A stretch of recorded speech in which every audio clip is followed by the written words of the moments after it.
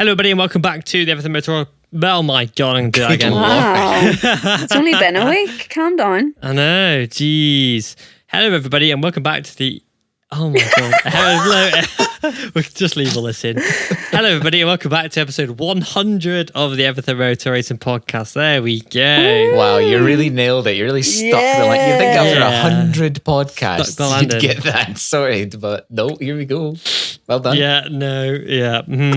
But yeah, we've got 100 podcasts down. This is the last time I'll ever ask you this one. We're at number 100. Can I get a rider or some riders that begin with or use number 100, please? I just got Neil Hedgehog. That's it. Yeah, Neil Hodgson indeed. Hedgehog, nice. That's easier to be fair. I'd prefer if he was called that. Yeah. Yeah, I've got three more, so... I didn't... One of them did race in Moto 2, but didn't run 100 in Moto 2 because you can't. And is a champion of their respective class, I think, last year in the Superbike series. Bloody hell. But I don't think you'll get it, to be honest. It's Thitipong Guaracorn. No. Yeah, no. I wasn't going to get that. He used to race for Honda Team Asia Moto 2 back in the day. Then you've actually got a rider from Israel. Okay. Who, hilariously, she is the girlfriend of a previous guest on this podcast as well. But she's very quick in her own right. Races in Italy. She is called Ran Yoshe. I probably butchered that one. But she is the girlfriend of Simon Jespersen. Oh. Yeah. Small world, eh? And does a lot of stuff for women in motorsport with the FIM as well, which is great. Love to see it. And finally, we've got motocross rider Tommy Searle as well. There's probably some more, but there is the four that we have found or that we know of anyway. So yes, I hope everybody's had a good 2 weeks. We have got a list of things to talk about, but I think it's very apt and on topic to discuss the Isle of Man TT that's currently going on after a week so far. We're on to the second week. We're on the races now.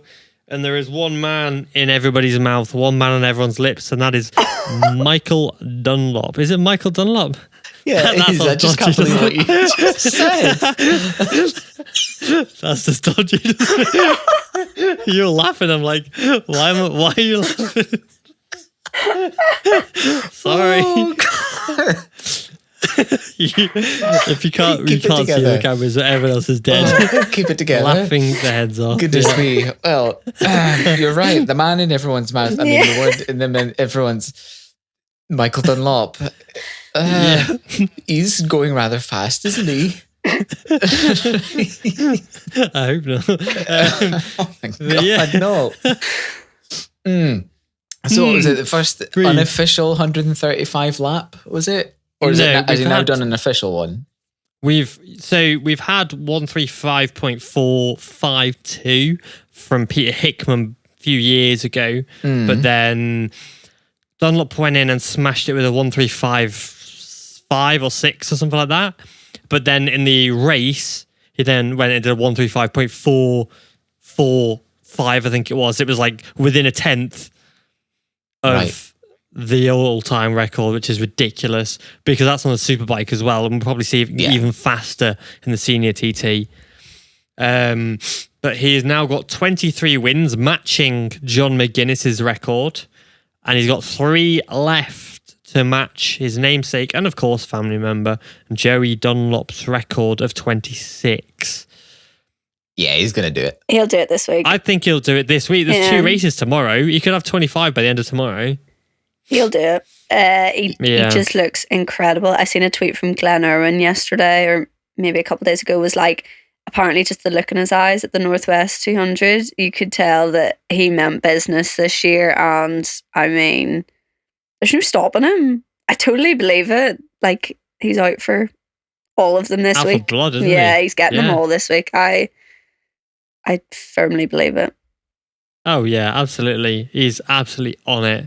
And it's incredible to see, really. I'm absolutely loving it. I'm loving there's something about that man, like to lose your dad, to lose your brother, to lose your uncle to this same sport. Yeah.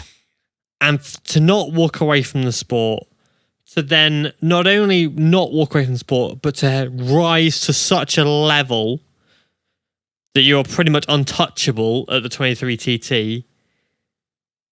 That man is wired differently in his brain. Like, that is unbelievable lack of unbelievable feat of like tenacity and adversity to overcome those horrendous struggles of losing your family members. Because he won the 2008 250cc race at the Northwest 200 pretty much days after his father was killed in the practice for the same event. Yeah. It just shows how crazy his brain is wired, because most people wouldn't have even raced. Never mind going and racing at the level where you're winning. Yeah, it's kind of it's the dichotomy of it either breaks you or makes you, or just what doesn't kill you makes you stronger, sort of thing. Like literally in this case, it's like it's unfathomable.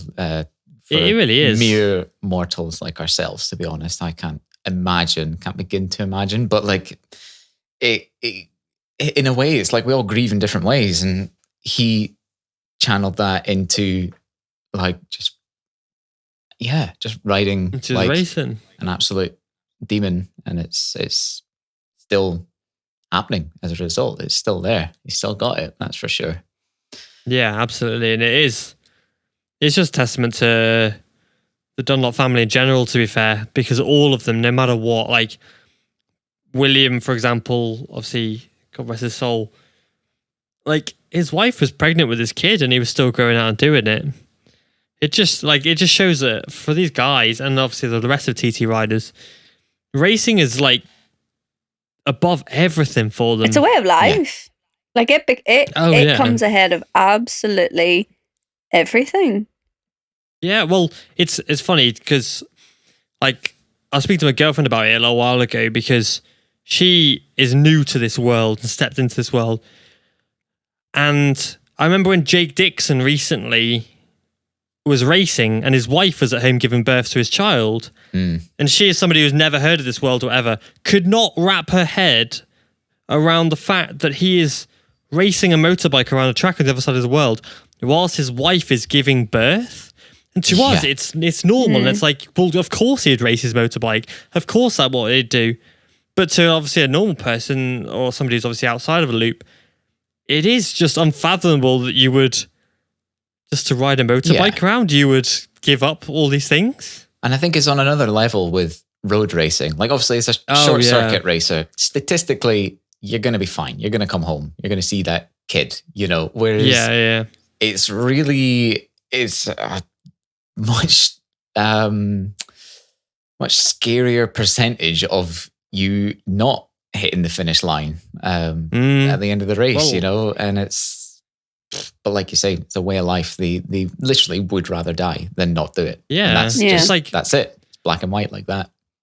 Yeah, like, I don't know if any of you watched that TT documentary they released the other week. I've not finished it. Oh my God, unreal. I would recommend, if anyone hasn't watched No Room for Error yet, watch it. Like, I need to. What's it on? ITV. On the ITV app. Yeah, just go on. I've watched the first episode. Yeah, I think I've missed like the last 15 minutes of one of the episodes, but that was it, and I've watched the rest of it. And funny enough, Michael Dunlop's in it, and he says himself he's got no personalities, no friends. Like, I think he said he has like the personality of a sock or something like that. Like, he's like he's so unintentionally funny, and you could just see it in his interviews. Like, he's so serious about it, and it means like his whole life, it all is worked up towards the Isle of Man TT, and I'd say he wants to go out, set the all-time record for amount of wins, and then just have to call it a day, because at that point you're going, what am I doing it for anymore? But that documentary was a really, really good insight to not only inside Michael's head, but a lot of the other riders, like Lee Johnson, etc. And yeah, really, really good if no one hasn't watched it yet, because I would highly recommend it. Yeah. Do you think with Michael, given, how particularly close, the sort of the realities of the TT and road racing are to him. Do you think in a way he's almost accepted his fate, that it is he's next, in terms of his family falling like dominoes around him? Do you think he's almost been like, I'm probably, like it's if almost it happens, it happens. It's an inevitability almost. And so he's thinking, I'm just going to go. You may as well push 100%. Yeah, exactly. Like it's gone now. The fear, like even none of them have like any fear, but the slight bit of being like, oh shit, that was scary. Do you think that's just gone now? Do you think that's just has to be? Has to be. Like, and he's now obviously, that's just put him that 1% above everybody else. Resulting in this mental week that he's having. He had a big crash a couple of years ago, 2019 or something like that. Wrecked himself, like completely wrecked himself. I can't remember where it was or what exactly he'd done to himself, but like I think like broken pelvis and all. Long time coming back, and I think ever since then he probably thought then, that's as close as he's come. That was a massive crash, and he's sort of going, I think from that point on he's gone, I'm just going to give it absolutely everything because I've got nothing to lose at this point. Yeah, I'll make sure it kills me next time, sort of thing. Yeah. Yeah. It's weird that there's mentalities like that out there, but I weirdly understand it. I'm like, okay, yeah. You can't imagine the trauma that he's gone through. No. No. His mental state has to be like unrelatable to most people.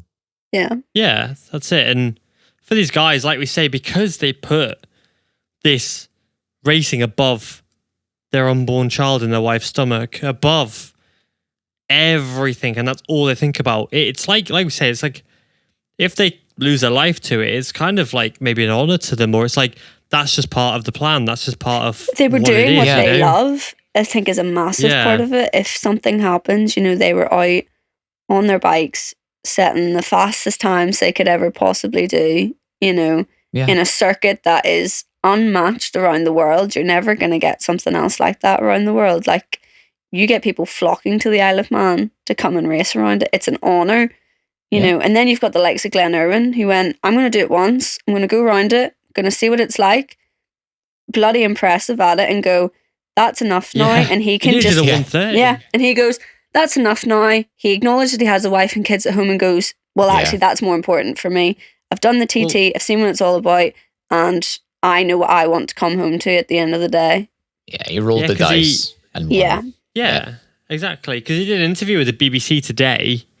And he basically said, I don't know where the quote is. There you go. He said, I can say hand on heart that I love this place, the TT, but I have no desire to be out there. Like, you never know anything in racing, and TT organisers are doing a great job. Safety is paramount. They don't take it lightly. So you never ever know. But right now, my youngest two children are 6.5 months and 18 months, and that feeling with my family situation is too strong. When I go pick my daughter out of her cot, it's a good feeling as when somebody told me I got the newcomer record here. That feeling will never change, and I hope it doesn't. He basically said it was like a bucket list goal. Yeah. He came here, he did it. He's winning the Northwest 200 still. So he's doing some road racing. Yeah. Which is still obviously horrendously dangerous. But he wants a BSB title more than he wants TT. He's gone around there. He's done a 129.5 as a newcomer, which is ridiculous. Well, in terms of road racing, Glenn Irwin's done it all now. So he can just go, I want to focus on the British Superbikes. I've done all these side quests that any motorbike racer wants to do. And that's that. I'll continue winning at the Northwest. And I'll put all my focus into BSB, which he's doing well at. He's leading the championship at the moment. So. Yeah, exactly. But it's just the TT's mad. Like, on that documentary that we were saying obviously about Michael Dunlop, obviously just pushing 100. One of the riders, I think it was Hillier actually, he said two good points. One of them was that he's very glad when the TT 2 weeks end because he knows he's going home and he made it. Yeah. Which is very powerful, I thought. Mm-hmm. The second one was when he was saying about on one of the straights, there's loads of straights, I can't remember anymore, but you kind of have to let off on one of them, in the human side of, like, you might die here. Yeah. Like, this is horrendous. And you have to let off or whatever. So there is still, with some of these riders, there is still that tiny little margin of, like, maybe 0.5%. And it makes me wonder, like, if perfect, like, because we're getting records that are extremely fast. Like the margins are minuscule at this point. The fact that we're going miles an hour with 3 decimal points after it. But, if you had the perfect weather, the perfect bike, and you had a rider that could push to the levels of, say, Marc Marquez can, obviously without crash, and you told, right, you can go out, you can't physically crash. It's impossible to crash. It just makes you wonder how close, like what lap a rider could set, and how close are we now to that level? Like, how fearless are these riders compared with the rider that can't crash? It has to be. A bike can get round. It has to be at this point. Like, I cannot, like, physically imagine it going any faster. But people said that when it hit someone had their elbow down. I can't remember who it was. I seen a picture. Someone managed to get their elbow down. What? I'm nearly sure it's bloody Simon Patterson or someone that tweeted about it or posted a picture on Instagram about it. I have to go on my other account then because he's blocked me. Wait, let me see if I can find it. I don't know. But I seen something where I'm just seen Channing Tatum. Channing Tatum's there. He's wearing a Paget's t-shirt. Yeah. Which is great. He loves it though, Simon Patterson does. But yeah, like, I don't know, I do love the TT. I absolutely love it. Great show on Earth. Oh no, it was on his story. It's gone. It's a shame. But still, elbow down at TT is unbelievable. I'm nearly sure I'm going to find it. I swear to God, I'm going to find it. Elbow That'll have been at the gooseneck. Gooseneck's a hell of a corner. Oh yeah, that like I know which one corner you mean. Yeah, let's have a look. I'm not. He tweeted it. Did he? When you only remember 3 hours after breaking down, I got my elbow down. I got my elbow down on the TT, and it's Rennie Skaisbrook.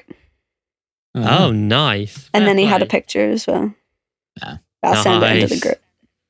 Yeah, nice. Legendary. But yeah, I do love a TT, and I'm very glad so far, touch wood, that, nothing bad's happened so far, which is great. It just, because every time the TT rolls around, like Sky News did a whole flipping thing about it. There was like, this is dangerous. We shouldn't continue this thing. Blah, it's barbaric. And like, every time it's like no one's putting a gun to the head of these riders and telling them to go out there. Yeah, they have to. They all want to be there. And if you didn't facilitate it in a proper event like this, they go road racing illegally, dangerously somewhere else. You know? I think you just have to look at the crowds that have shown up. And again, with like the Northwest 200, etc., which obviously wasn't going to go ahead at the start of this year. People love the sport. The riders love it. And the general public love it. Both were massively supported this year. The TT looks incredible. It looks jam-packed with people. I know people who are over myself. And it's clear to see that the sport is thriving at the minute. It's perfect conditions. It's been great weather all week. I don't see why other people have an issue with it. The riders are happy to do it. So why would you want to take that away from them? Yeah, and the money it brings to the Isle of Man as well is incredible. Like, the infrastructure, tourism, and things like that. The last thing they need is more money, but hey. I know. But it definitely helps the country out so much every year. Yeah, for sure. They struggle without it, honestly, like tourism and stuff. And like people who live on the Isle of Man, if they don't like it, they just go on holiday for 2 weeks and then come back. Yeah. Put your house up for a Airbnb or whatever for 2 weeks, charge 500 quid a night, and you're sorted. Yeah. Easy money. But very easy money. You said it yourself, Channing Tatum's there. So, like if he loves his bike, Hollywood A-list celebrities enjoy it, then... Yeah, Channing Tatum absolutely loves bikes. So he's at GP. Yeah. He was on, oh my God, a few years ago in the Moto America, Josh Herrin won. Channing Tatum was at the track and then got on a pillion ride with Josh Herrin back to the pits. No gear on or anything. No helmet. It was nuts. Let's find a picture. Legend. Yeah, I fancy him. Yeah, Channing Tatum absolutely just loves the bikes. He's just all over it. Josh Herrin did a burnout with Channing Tatum on the back as well. We need more of that. More of that would really help. Just publicity stunts, isn't it? Really, it's just that's it. It's just great for the sport. in all areas, and the TT is massive. It's probably, I would say, the TT arguably is bigger than MotoGP and all that, but just for purely media exposure and things like that. For a one-off spectacle, for sure. Yeah. All of it. Overall, no, but it's so historical. Everyone knows about the Isle of Man 1907, TT. Like, if you ask someone about it, they'll know about it. Even if that's all that they know that it happens, that's huge. They'll know the TT over MotoGP, that's for sure. Yeah.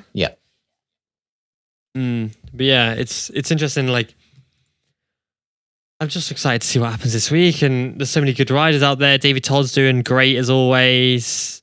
John McGuinness looks really fast, even though he's 50 flipping one. What a legend! He is a hero. He's a hero. But yeah, like, I just really hope that record can be beaten, to be honest, by Michael Dunlop, because as somebody who we won't mention, maybe you can mention, Lauren, John McGuinness's records maybe aren't as... Oh. Not valid. Yeah, people think that John McGuinness's records maybe aren't as valid. Okay, one person thinks this, and it's my dad, and see if he hears this, he'll kick me out of the house. But yeah, it's just... I get it. I get what he's trying to say. Yeah, because the bikes are slower and there's like 6 riders on track, and they were on the, oh my God, what was it? What was the electric bike they were using? Did they even do like pit stops? And I don't recall it. I think it was a one lap race. The TT. That's all the battery could last. And there was the Mugen. That was it. The Mugen absolutely spanked everyone every year. Right, you ready for this? This is absolutely nuts. Right, so 2019 TT0 race, 7 riders.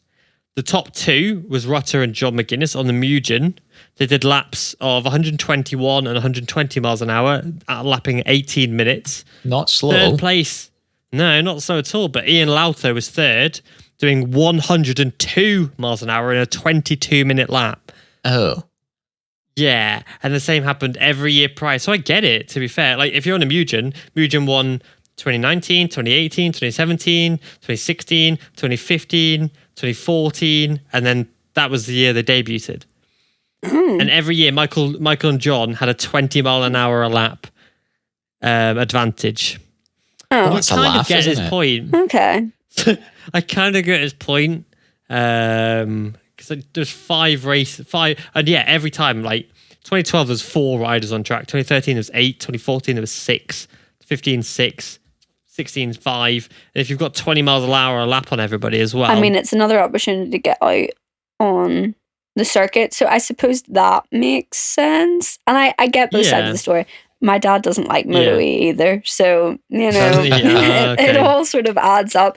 And he was half joking, sort of just being like, "Oh, sure, well, half of his are on, well, not half, but however many are on e-bikes." So Michael Dunlop is better. Automatically. It's a valid point, though, in one way, because yes, a TT win's a TT win, of course, and we can never discredit that, because I wouldn't do it, and many, many, many other people wouldn't even be able to do a single lap of that record, of that track.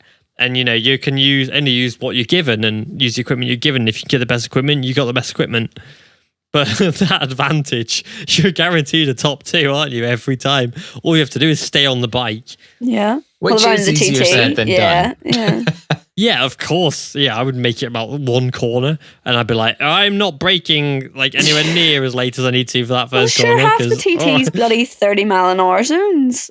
Like, it's mental. Unbelievable. Like, but yeah, it's incredible to see at the level that everyone's at as well, and the fact that Dunlop's doing it against Hickman, against David, Dean Harrison, and all that, like top riders, senior TT winners. Yep. Sad to not see Lee Johnson there this year, though. Yeah, and Hutchie as well. Yeah. Hutchie, 16 TT wins. You can't discount Hutchie. Yeah, but Lee Johnson as well, of course. But yeah, that's TT for you. I don't know what else we've got to talk about the TT, but no, I think half an hour is plenty to talk about the TT. Yeah, that's a good little sort of midpoint roundup. Yeah. Yeah. So we'll go to oh my God, we'll go to WorldSBK quickly, and then we'll go to MotoGP. Both of you were on your eyes. Sorry about that. We're not making another 100 episodes. No. So we go to World Superbike next. None of us watched it. Don't out us like Why that. Don't out us like that. You could have at least lied and said we did. I mean, no. but it's a talking point. Like, why? Because it backs my point up of why would I want to watch it? Yeah. I don't want to. It's, you know, it's the Bautista parade. Ugly Excellent. yellow bikes this week. Nah, controversial. I love them. No, they're great. Steggen. They were so The gross. wrong yellow. It's just the wrong yellow, I feel. Well, you'll see him again this year at Misano when Pecco Bagnaia and Enea Bastianini run the same livery. So I won't watch it. Because that will be I'm happening not later chuffed this about year. it, but That'll be good. oh no, I'm planning on going to Misano this year. That means I'll have to see them in person. You get to see it in person. That's even worse. Damn, I'm boy. cancelling my tickets right now. At least you only Unlucky. see them once every 90 seconds as opposed to always on your feed, you know? Yeah, that's on true. telly. That's true. Yeah. But yeah, I just don't.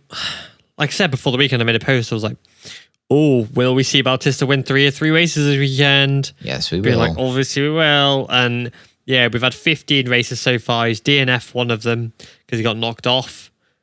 And he's won 14 of the races he's finished. And how many races have there been that he's finished? There has been 14. You go on Wikipedia, it's just a stack of ones with one retirement in there. Like, Why would I want to watch it? Yeah, and how long, if he keeps this up, when's he going to have the championship wrapped up? Well, he's Next got week. what's 298 minus 12? That's 86 off the top of my head. That's terrible maths. Hold on. 298 minus 212. 86, that was right. 86 point lead, and there are 7 rounds left, and there are 62 points available. So he could already win it a round early. Top Rack is keeping him at bay with the second places every.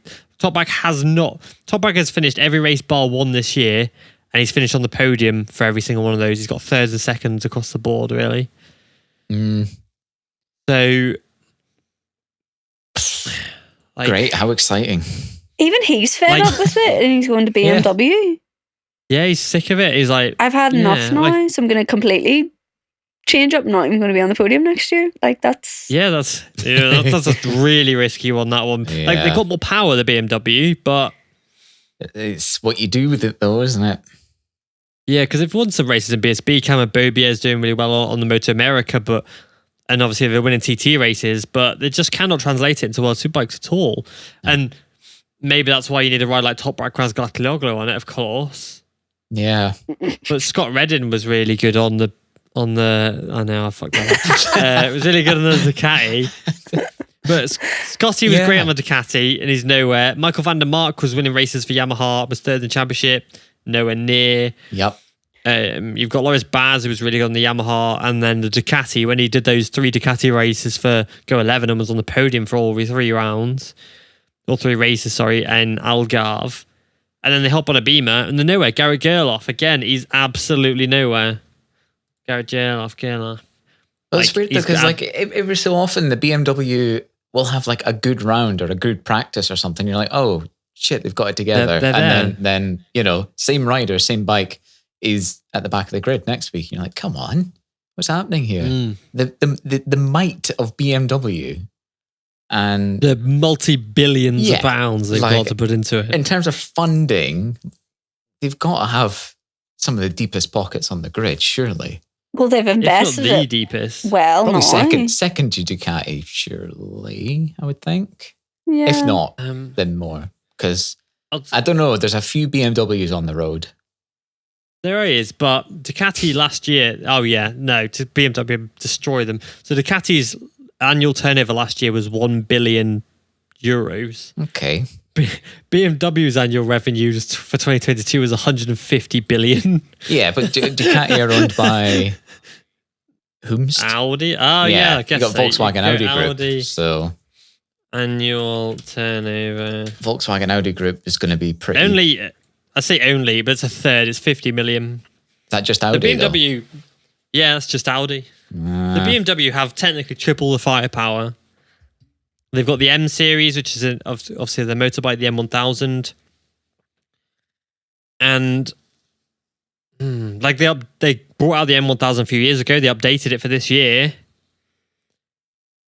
and they're just. I don't understand why. Obviously, he maybe has gone for a team that's up and coming. Maybe he's seen something we haven't. But I would have thought he would have gone to Ducati. If Ducati had opened the doors to Top Rack, I can't see why he wouldn't go, go on then. They mustn't have offered him anything. Which is weird. Well... Because surely you'd want to guarantee a 1-2 in the championship. But then you've got the who's going to be number one rider sort of thing, like the worry that we had coming into MotoGP this year with 2 top riders going into Ducati, and then that sorted itself out, so... That's true. Yeah, it's a tricky one. I do wonder who will be going to that Yamaha seat. There's a lot of talk about it, like being Axel Bassani. Franco Morbidelli's also been spoke about a few times. But then Axel Bassani could do well next to Bautista in the factory squad. Frankie said not yet, right? For Superbikes. Yeah, but then where would he go in MotoGP? Yeah, I don't think he's got much say, but... No, he really doesn't. There's a lot of apparently silly season talk this weekend in World Superbikes, but I didn't watch it because again I was just like, apparently there was like so much chaos and like Petrucci knocked about 500,000 people off. He knocked Lecrona off. Did you not know? Domi and Remy. Smashed off the GRT boys as well. Let's have a look. Crashed out zone and Superpole race, given a lot of penalty for causing collision with both Remy and Domini. Get Petrucci on the seat. On the factory squad. It makes sense. But I don't know, that Barney team's just never really performed since Javi Flores left. Javi Flores was outstanding on that bike and then they got rid of him and they've just never been able to perform since. I feel like if you're looking for a teammate that would be a good second place man, Petrucci would be great. Yeah, because he's fast and consistent, but then can he do it on the V4R? He's not doing it at the moment on the V4R. He's 11th in championship. Tiber Lecrona. Different team though, isn't it? I don't know. Yeah, there's loads of rumours. There's rumours of Sam Lowe's going over to Superbikes as well. I could see it, yeah. And I was like, what the hell? What's Johnny Ray going to do? That's really likely. He's contracted with Kawasaki for next year. Okay. He'll be done in a couple of years. Yeah, I think he'll instead of trying with another manufacturer, I think he'll just be like, that's it. I've got my what is it, six titles he's got. Yeah, he'll be like, that's enough. Fine, well, it thank makes you very much. sense. If he can't turn it around within the next 2 years, I'd say probably just be like, right, that's enough now. And I think we're really now starting to see the fruits of the prototype racing being filtered into the superbikes. And obviously Kawasaki haven't got a MotoGP project. And we're starting to see that. You know, the wings are probably an afterthought. The electronics will be different. Everything, just absolutely everything in the V4R will now be derived from MotoGP. Whereas Kawasaki are still essentially just building a superbike. Just a slightly better one than they have every year for the last 10 years. Absolutely. Whereas now the V4R is just getting this insane trajectory. It's just a MotoGP bike with the different fairings on it, really. Yeah, exactly. That's it. And we're now really starting to see this come home to roost. Yamaha's fallen behind a little bit. The Honda, I don't know, Honda doing Honda things. But yeah, Ducati are nailing it in both classes. And I think... additional... No, that's what I'm just saying, the MotoGP thing is helping their superbikes. Well, Japanese manufacturers as well. It seems to be in all classes, they're just slowly giving up. Yeah, in a way, they're like, if their bikes don't work, then I don't want to know. Great, our bikes don't work, cool. We're just going to stop doing we're just going to stop and do whatever. Yeah. Because you make a point with the whole, Ducati thing as well, because Josh Herring won race 2 at Road America this weekend in Moto America. Javi Flores has won every single race he's done so far he's won 6 of 6 races so far. Javi Flores in Moto America. He's never even bloody raced off these tracks. He's winning them all in Super Sport. And then you look at BSB, and I think it's Glenn Irwin and Tommy. I think it's a 1-2 off the top of my head for Ducati, which is a massive change for PBM from last year. Yeah. Let's have a look. Standings. Oh yeah, Tommy first, sorry, and then Glenn second by 3 points between them. 2 Ducatis. So, yeah, Ducati. It's Ducati again. Yeah. You know, like, it's that benefit of having that MotoGP program. It filters down through all the classes, and Yamaha obviously won 2021. They won MotoGP, World Superbikes, BSB, Moto America. False sense of security. Yeah. Ducati were just figuring it out. And I think, just to go back to our slightly earlier point, I just looked at Volkswagen Group's turnover or revenue is 295.7 billion. Jeez, so I didn't think about that. That's a little bit extra cash. You know, that's double BMW. That's true. That's a good point. You know, and it's just money they can throw at things. And if they're throwing the most at MotoGP, that's eventually trickling down into their superbikes. And that's just what's happened for the last 10 years. And now we're really seeing that come to fruition, basically. Yeah, because Ducati, their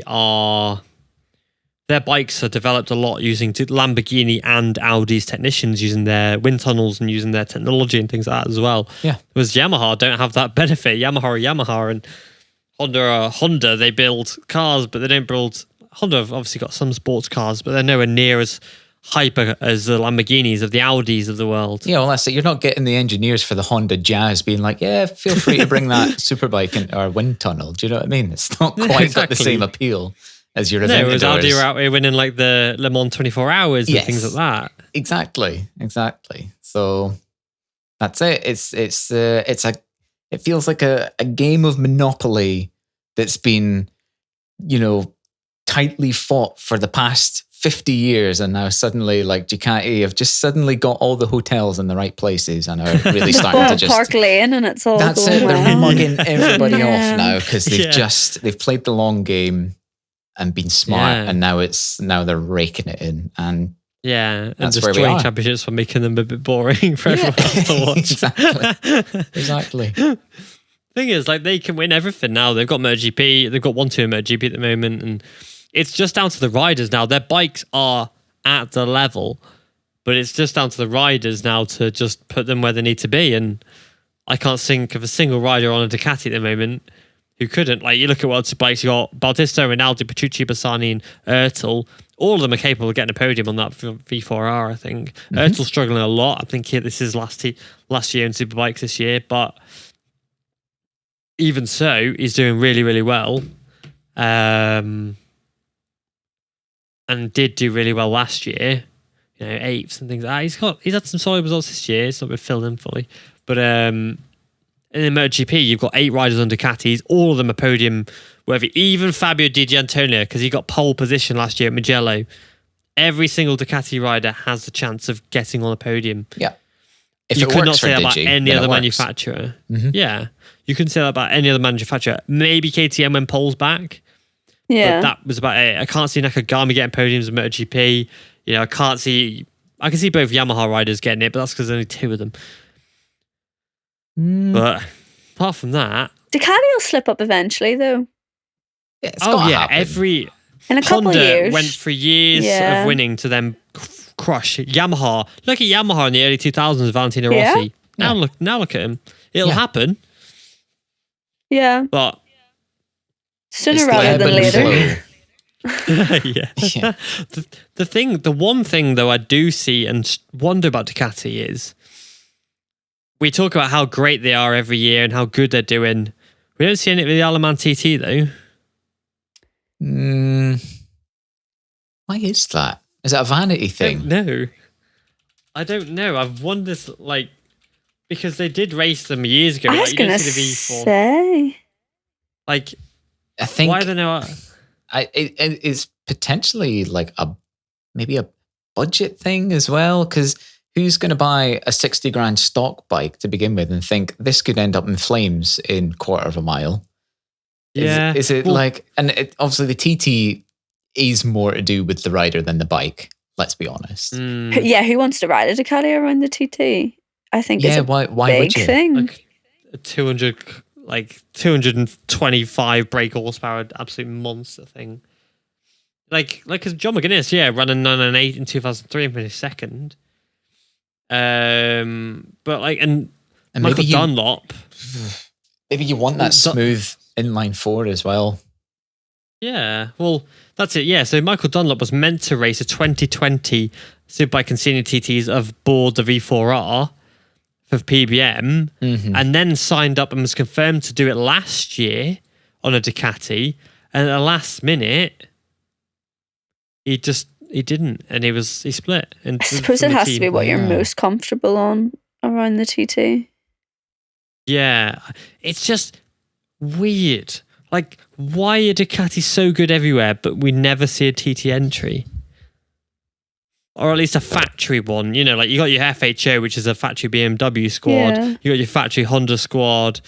Yeah, you got Paget, who's pretty close to factory. You've got Kawasaki putting in entries. I suppose that with the likes of FHO and all, like they're the riders that race every weekend at BSB though as well. So that sort of makes sense. Whereas I can't think of any Ducati riders, like current Ducati riders, who would want to race around the Isle of Man. So you'd have to bring in new people, and maybe that's something to do with it. Well, like FHO, when it wasn't Hickey and Brooks, they did get an extra rider, and I don't know who they got. And you know, teams will fill in their riders with other riders. But yeah, like PBM are open to doing a TT, it seems, but obviously maybe. But Glenn Irwin, one of the conditions for him signing for PBM, and one of the reasons Josh Brooks. Well, that's why Glenn went to Ducati and didn't stay with. Yeah, well, one Honda? of the reasons Glenn went to Ducati and isn't doing the TT is because PBM won't allow him to do the TT. And then Josh Brooks didn't do the last few TTs because he was at PBM, and again, they didn't allow him to do the TT. Yeah. Do you think there's some kind of odd, I don't know, weird like moral thing or ethics thing at Ducati where they're like, we don't want our bikes at associated with it? Yeah. It could be. I googled it, and there's just like motorcycle.com wrote why there are no Ducatis on the Isle of Man TT, but there's it's just strange because you'd think that. Yeah, so even the Isle of Man TT on their website, it says, amazingly, for a manufacturer synonymous with motorcycle racing at the highest level, it's been 9 years since Ducati claimed a top 10 finish in the Isle of Man TT races. And that was in like 2020. So it's been like 12, 13 years now. Yeah, I don't know. I wonder if there's just something where they're like, you know, if someone tragically were to have a fatal accident, and it was on a Ducati, maybe Ducati's PR team and or maybe higher up, even a bit more superstitious than that, are like, you know what, we don't want our brand on the same page as an obituary. Yeah, like, absolutely.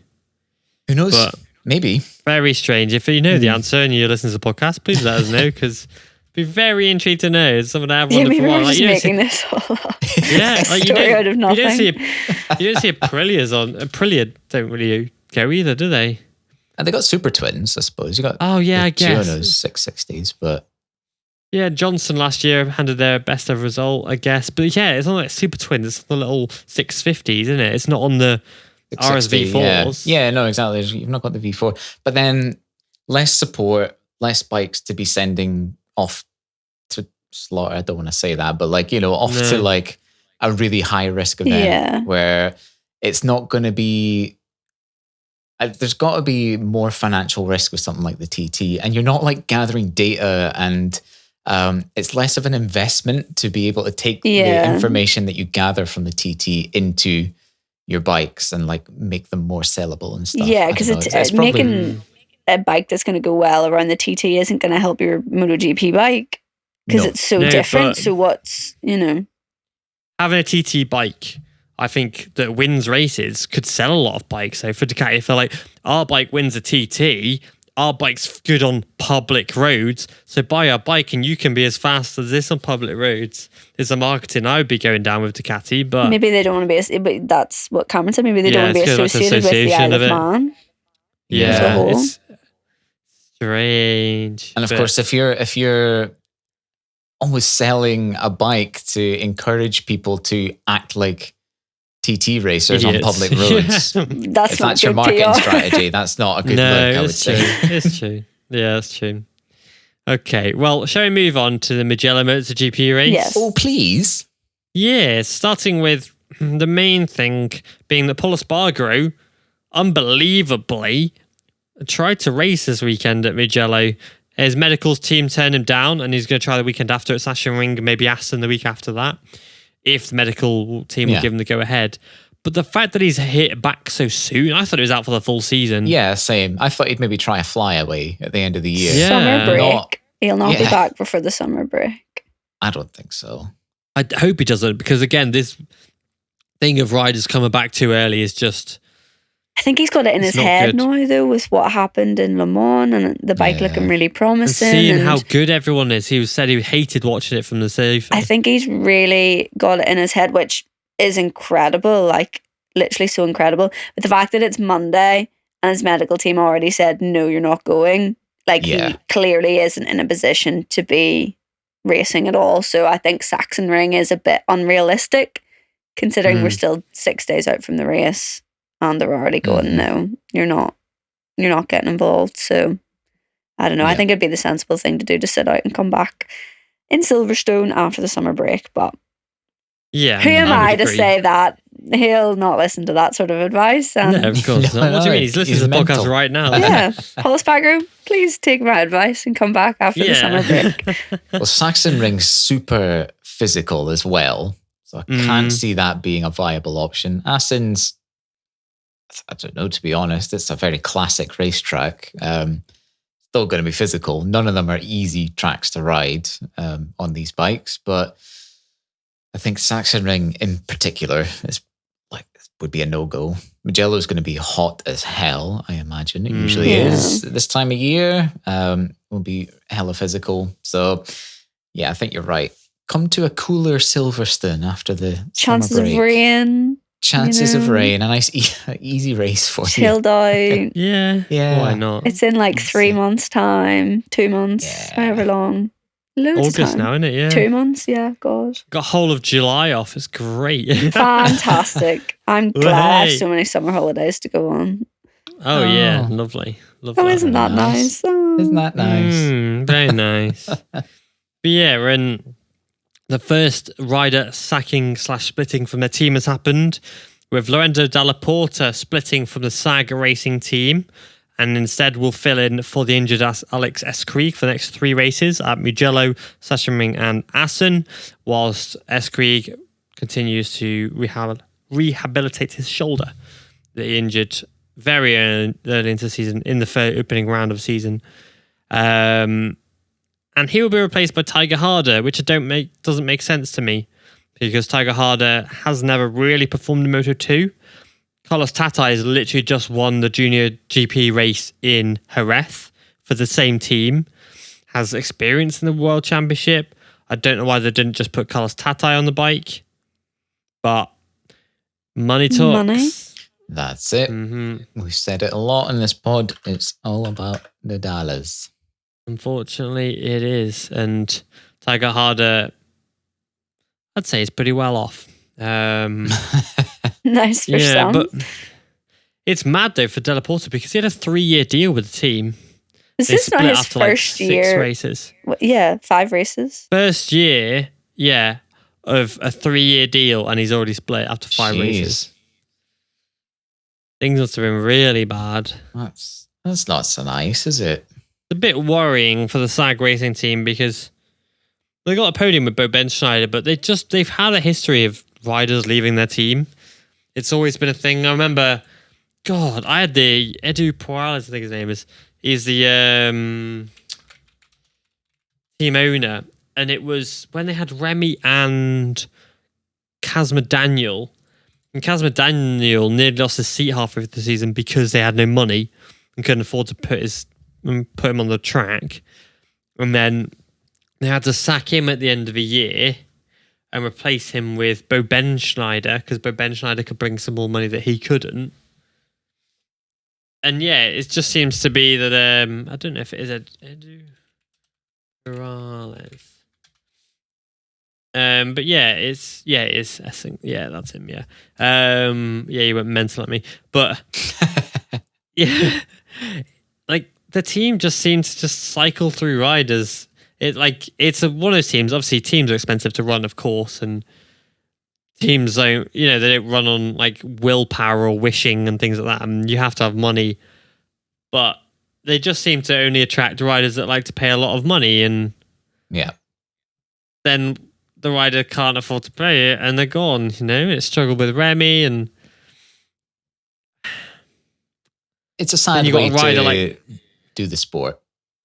Yeah, especially especially you got a rider like Carlos Tatai, who really could do something quite good on that bike and isn't getting the shot because the Japanese rider who's had his chance for the team a few times and hasn't performed very well has a bit of extra cash. To be fair though, Lorenzo Dalla Porta had not done anything special on the bike in the first 5 rounds.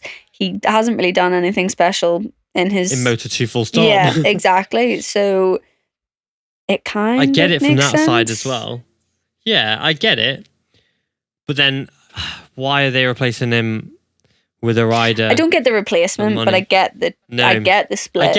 I get Lorenzo Dalla Porta leaving. It's just a shame as well to see him go from a Moto3 world champion to nothing. Danny Kent.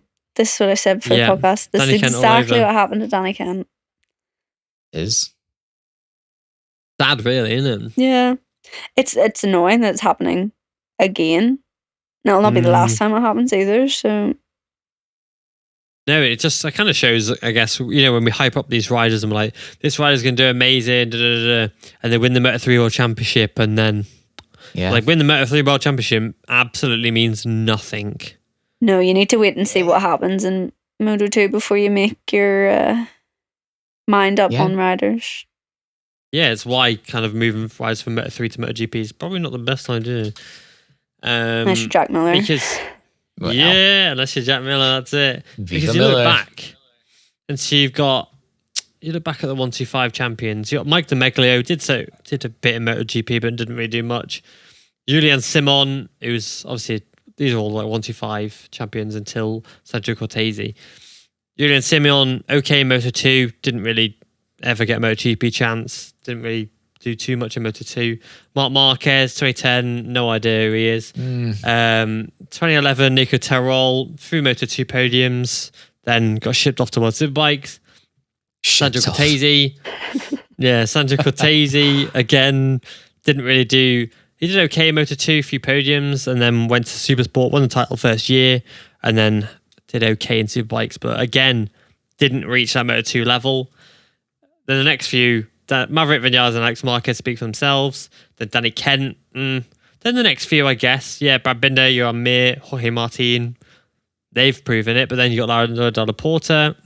Alberto Arenas. Iso Guevara is the current Moto3 champion. And there's a big question mark there. There is. It's only been 5 races, of course, but...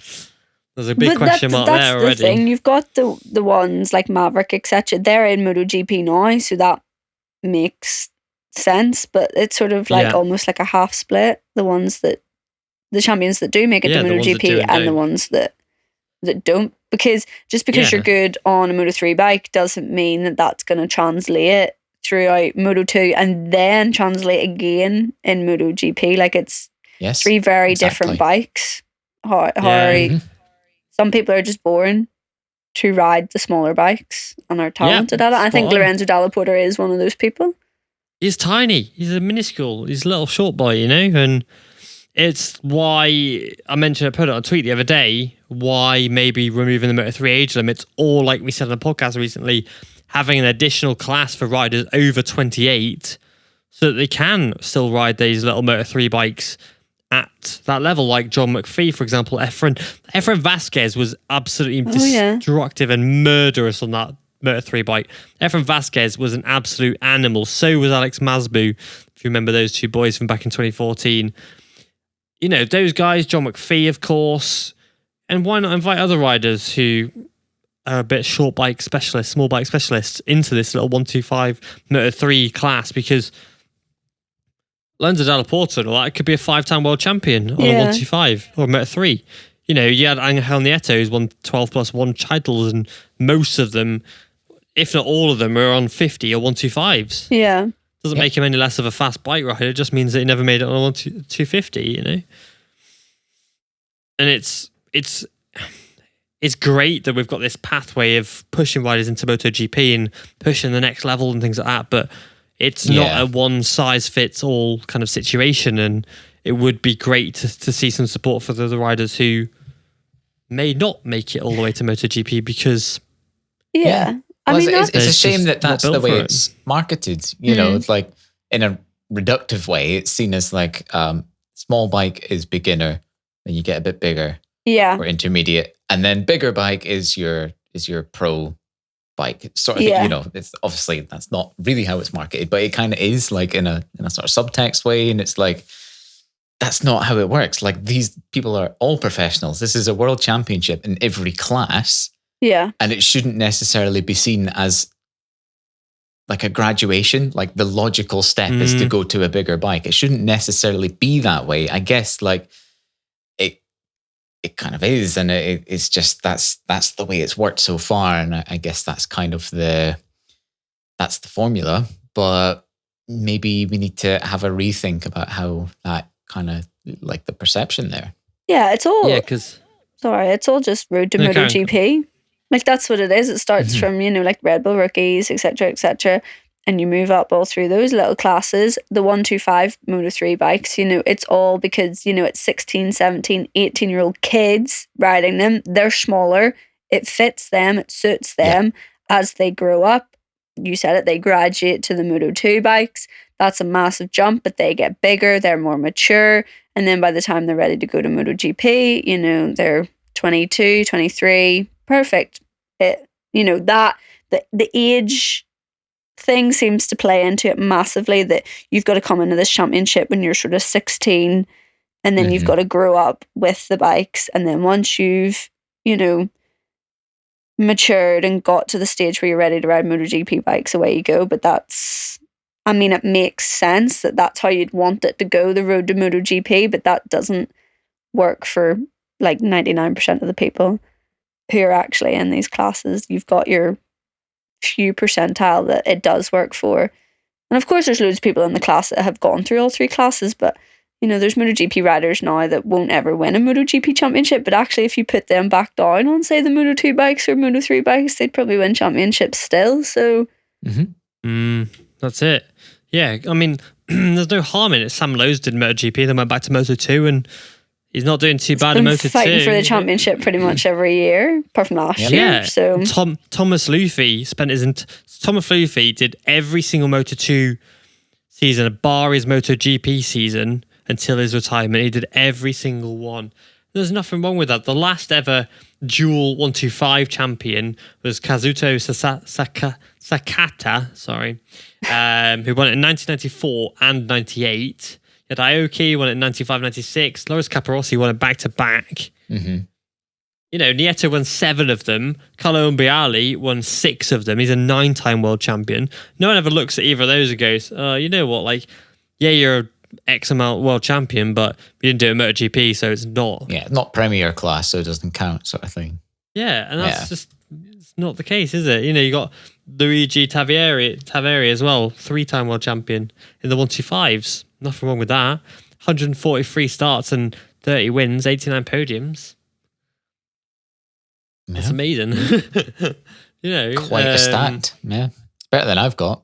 Yeah, exactly. Like, why not? Because you see so many riders, their careers self-destruct or destroy themselves because they can't make it in Moto2. And some riders can make the step, like Andrea Locatelli, who struggled in Moto2 and is now 3rd in the championship in the World Superbike Series. But other riders, like Nico Tirol, whose career ended because he was struggling to get a seat in... he did Supersport and they did Superbike for a bit and then didn't really perform too well there. But, you know, if he kept on 125, you know, you Gabor Talsmashi. I can never pronounce his name. Talsmashi, is it? I'm absolutely butchered it. There you go. Gabor Talsmashi, yeah. So he is a 2007 125 world champion. He went back to Moto3. So he did. Right. He did. He won it in 2007 and stayed in the 125 class for 2008 and finished 3rd. Yeah, there's nothing wrong with that at all, is there? Not really, no. No, it's because MotoGP is made out to be the pinnacle of motorsport, which to a lot of people it is. So I think unless you make it there, you failed. The wide sort of public, fans are sort of going, oh well, you didn't make it to MotoGP, so your whole career, no matter how many championships you've won, is just a big fat fail. Yeah, like when Danny Kent went back to Moto3 for that race for the Red Bull KTM squad. Well, I mean, he's back in BSB, and who talks about him these days? And he's not even winning, but he's BSB. doing well. Well, he's doing all right. He's doing all right, but I mean, he's not He's not exactly. No, he's not. But like, if he kept in Moto3, you never know. Yeah, you could have loads of championships at the minute. Could have had three but that's the thing. Like Zarco being the person to win back-to-back double Moto2 titles. Moto2 titles, that's seen as quite a weird thing to do. To defend your title. Like imagine Izan Guevara stayed in Moto3 and defended his title this year. Yeah, it is strange, isn't it? It's like a strange phenomenon. Like Tito Rabat and Zarco, the only ones who've done it, as Alex Marquez nearly did until Jorge Lorenzo retired. Yeah. But you never see it anymore, and you see it a lot in the Supersport 300s. Ana Carrasco was there for a while. Marc Garcia returned to the class. Jeffrey Buiz is back there this year. He tried to defend it one time, wasn't able to. Went to Supersport 600, and now he's back in the class because of financial reasons, unfortunately. But he's back in the class again, and that's okay. And if you want to win 5 times in the Supersport 300 title, that's okay. That's the thing. In Moto3, it doesn't fit the narrative at the minute, and that's your biggest issue. So yeah, maybe there should be a separate championship, something between World Superbikes and MotoGP for people to go to. Who are 28 years old and aren't allowed to ride in Moto3 anymore. Like, okay, if you have an age limit, give these people somewhere to race, because imagine the likes of John McPhee and Lorenzo Dalla Porta and all racing against each other. It'd be unreal. It'd be such a good championship. It'd be fantastic. I'd pay to watch it. So yeah, I would as well. And you could argue Moto E is kind of that, because you've got a lot of riders who are failed in aberrative commas, whatever it is, because they're not failed riders. Randy Krummenacher is a world champion, for example, but riders who are kind of at the end of their career and things like that. But again, they're not lightweight bikes, are they? They're heavyweight, bloody 225 kilogram Moto E electric things, These Ducatis are probably good as well. Give it a couple of years. If we've seen what Ducati can do, they'll probably bring that weight right down. They'll go faster. Yeah. They'll go for longer. They'll give Ducati some time. And I think Moto E will become more of a spectacle pretty soon. And then people are obsessed with noise for some reason. But yeah, they are. But that was a bit of a rant, wasn't it? That was fun. What just happened? Yeah, and Andrea Migno's still racing this weekend as well. Good. Isn't that I don't know why Fallon's not there. That's very odd. Fell off. But yeah, I think we're all getting a bit tired. It's 10:30 at night. Should we do our predictions and wrap it up? Yeah, I forgot about my predictions. Yeah, okay. Oh, no. It's Mugello this weekend. Yeah, we're going to Mugello this weekend. So I'm going to need your Moto3 pole position, please. I think it could be anyone's game. I don't want to predict anything. Yeah, Moto3 especially is nuts. Yeah, let's think what we got. Someone actually said to me the other day, I think it was my sister, and she was like, I can't believe how much smack talk you talked at the start of the season about beating everyone nice in our predictions, and I have failed quite a lot. It can all turn around in a weekend. Yeah, I mean, it can, but I don't see it happening. Because every week I go for Pedro Acosta, crashes. Yeah, stop it. Pecco Bagnaia, crashes. So I then go the next week, I go, no, I'm not going to support them anymore. I'll pick someone else. And then what do? They win. They crash. Well, they win on the weeks I don't pick them, and then Cameron picks them, and he's rubbing his hands together. Thank you very much. And I look like an idiot. Yeah, well, I don't know for Moto3 Paul. I'm going to go Jamie Masia personally, honestly. Honestly. All right. Yeah, that's that. Who are you going to next? Either of you. Oh my God. Whoever's ready. Okay, I'm Oh. I'll go Sasaki. Okay. Cameron? Well, let's go Moreira for a laugh. Ooh. I was thinking Moreira. Let's have it. He's been off the pace a little bit recently, hasn't he? No. Yeah. I mean, off the pace as in, like, he's not been on the podium. I'm just giving you a chance. No. Yeah, because he got like 3 podiums, and he's kind of like he's still 4th in the championship, but he's got 2 he had podiums. A weird sorry, crash in Le Mans, yeah, then 4th, he? 10th, and yeah, he did, to be fair. But yeah, I don't know, because Moto 3 at Mugello, anyone can get on the podium because you've got 20. It's a 20 rider scrap most of the time, and you can go from 12th to 1st on the straight. Don't rule Fanadio out. No, definitely not. He's superb Mugello. Or Mino. Mino, he won there in 2019, 2018, I don't know, for the VR46 squad, whenever he rode for them the second time. Moto 3 third place, I'm going to go with Holgado. Ooh. Who even rides in Moto 3 these days? I don't even know, to be honest. Not John McPhee, we know that much. Can I go for a third place for either of you, please? Whoever's ready. Please just pick one. Pick one of us. Cameron. Okay, thank you. Messia. Ooh. Yeah, and Lauren.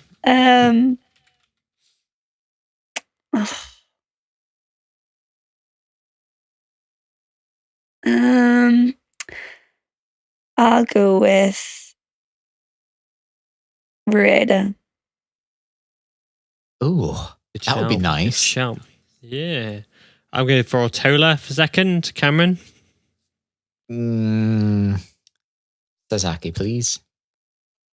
Nice. And Lauren, please? Holgado. Holgado. Right. To win the race, I'm going to go with...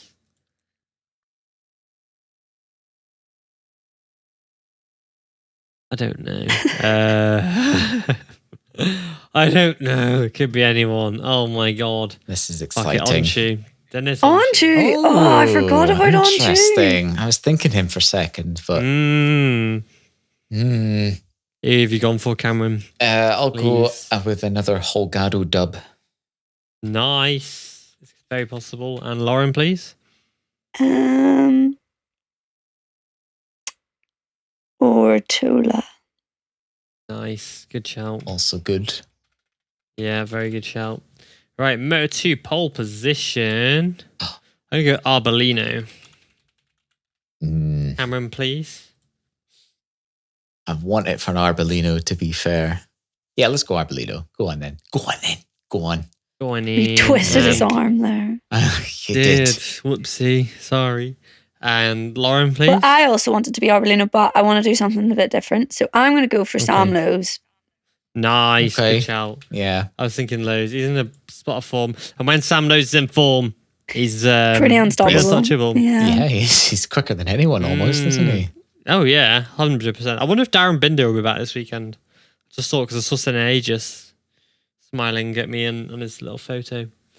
Moto 3, third place. I'm going to go with Alonso Lopez. Because he's in form, but he can't seem to crack that top 2. It's true. Yes, Cameron, please. Second? No, third. Let's have a return to form for Vietti. Oh, home round. I wonder if he'll have a special helmet design. Of course he will.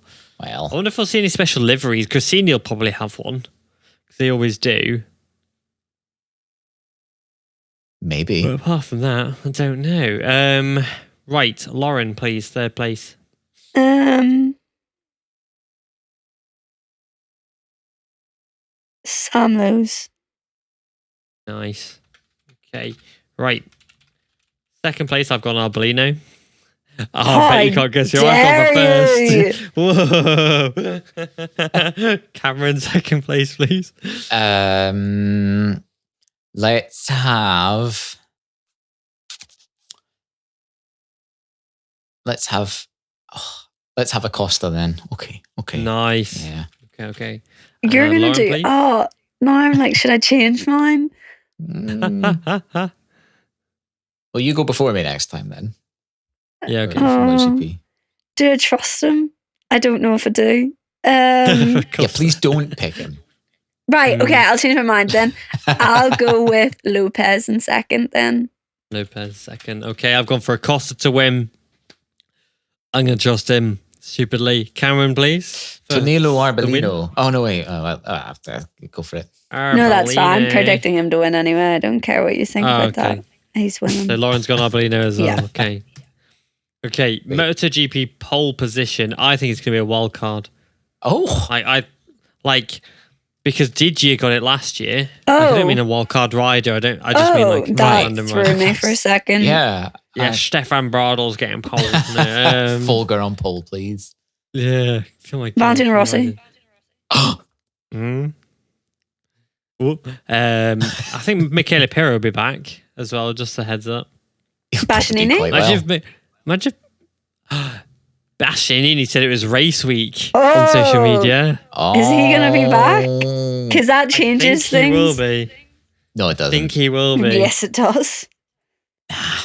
Bastian. I've just seen a photo of Michael Dunlop in handcuffs here as well for going too fast around the island. The best one's him drinking a pint of Guinness after the first one. Yeah, that was a good one. What a beast. Yeah, so Eneb actually said it's finally race week, so I'm assuming he's back. Would make sense because he was in World Superbike paddock as well. And like everyone was there though. Yeah, they were. Like Pecco and all were there. Yeah, there's a lot of people. So MotoGP pole.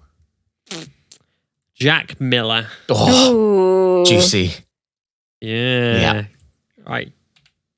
Cameron, please. Or should I go Lauren because Cameron's... Yeah, go Lauren first. Yeah. Pole position.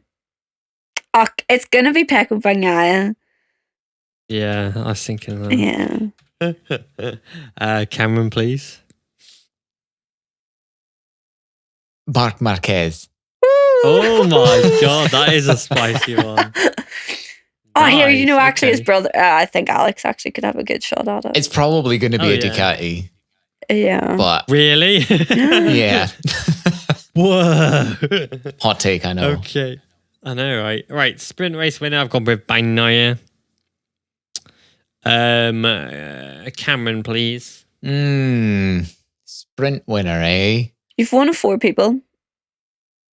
Do I? Well, yeah. In my personal opinion. Yeah.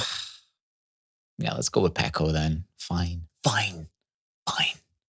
I've just changed my winner as well. Lauren, please. For the sprint race, Brad Binder. Yeah. Nice. Oh, no, I've said it now, so it's happening. Yeah. Right, podium third in the main race, I've gone with Jorge Martin. Cameron's looking pissed off. Cameron, have you gone for Martin as well? Yeah. I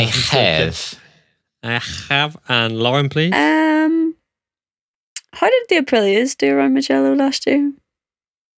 I think Aleix got in the box. Let's have a look. Yeah, it was a part of Aleix's third place runs. I'll get it right up Fabio, Aleix? It was, where's Mugello? It was Pecco, Fabio, and Aleix. You were very spot on. Okay. And where was Vinales? He was 12th. Oh, well, that screws up that idea. But Vinales is looking a lot better this year. Yeah, he's made a big old step, hasn't he? Especially considering the pace he showed at Le Mans. Who else rides at Gracini? Alex Marquez and Digia. Yeah, Alex Marquez. Nice. Solid. Okay, you did say him a minute ago. Yeah. Okay. Second place, I have gone controversial and gone Bagnaia. Second. Cameron, please. I might have gone more controversial than that. Lauren, you go first. Oh, shit. You go before me. It's only fair. Second place, Jorge Martin. Oh, okay. Nice. And Cameron, please. See, I think Pecco's going to bin it again. Will he bin it or will he win Well, it? he binned it in Le Mans. Yeah, and he'll bin So it here. on usual Pecco standards, he should do well this week. He should win it, yeah. No. He'll double DNF and then he'll win after. Yeah. He DNF'd I have crashed that. not put him on the podium. No, I think second I'll have Marini, please. Ooh. Okay. Right, my winner is Brad Binder. Ooh. Yeah. Right, who are we having? Are we having Cameron or Lauren for the winner? Well, I've already sort of given it away. Right. I want Bezecchi to win. Nice. Okay. I want him to take the lead in the championship. Yeah. That'll rattle a few feathers. Oh, for sure. And Cameron, please? Yeah, I've gone Bez as well. I think it'll be a Mooney 1-2. Oh, shit. Ooh. So both of you not put Bagnaia on the box, even though he won there last year. There's one of two options year, so here. he'll DNF this year. No, but that's the thing. That makes sense. It's one of two options. He's either gonna win it or bin it. Yeah. So that makes sense. He'll win the sprint by 6 seconds. Then he'll crash. Then he'll crash in the main race. Yeah. That makes sense. This is going to be interesting. It is. I'm Very excited. interesting. I've got the weekend off as well. Oh, yeah. What a time to be alive. Oh, yeah. Marvelous. Okay. Are we done? Nice. I think we are done, yeah. Can we be done? Yeah, great. We are done. I hope you've enjoyed listening to the podcast if you've got this far. Once again, big shout out to everybody who supports the podcast every week and helps us financially. Much appreciated. We are going to be back next weekend after Mugello. And yeah, we'll see you later. See you later. Bye. Bye. Bye. Nailed it. Again, bookended. Really strong bookend on this one. Well done.